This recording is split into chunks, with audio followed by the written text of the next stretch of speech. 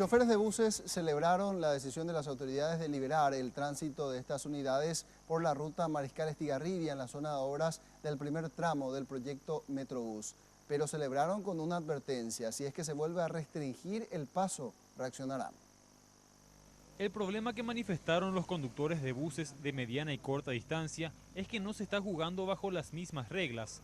Según afirman desde hace varios días, todos los buses permisionarios del área metropolitana pueden circular sin problemas por la ruta Mariscal Estigarribia, frente a la Universidad Nacional de Asunción, donde actualmente se llevan a cabo las obras del Metrobús, mientras que a otras 20 empresas se las obliga a desviar.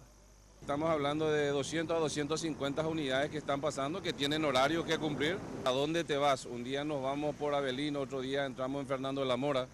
Ahora nos estamos yendo por acá y nos dicen que ellos ya no entienden más cuál es el itinerario, que ellos pagan por irse hasta la Universidad Nacional, ellos pagan por irse a hacer su tratamiento acá en el Instituto de Previsión Social de Ingavi.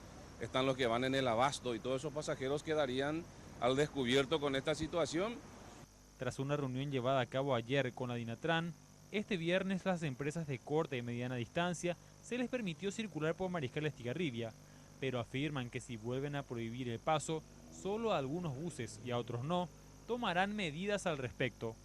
Pedimos una reunión extraordinaria del Consejo de la Dinatran de tal manera que se estudie nuestra posición y nos permitan seguir cubriendo nuestro itinerario hasta tanto las obras del Metrobús, que aclaro perfectamente, todos los empresarios estamos conscientes de que es una obra importantísima, una obra de tamaña envergadura que va a beneficiar a la población, a la ciudadanía, pero hasta tanto otras empresas puedan pasar, nosotros pedimos pasar también por nuestro itinerario.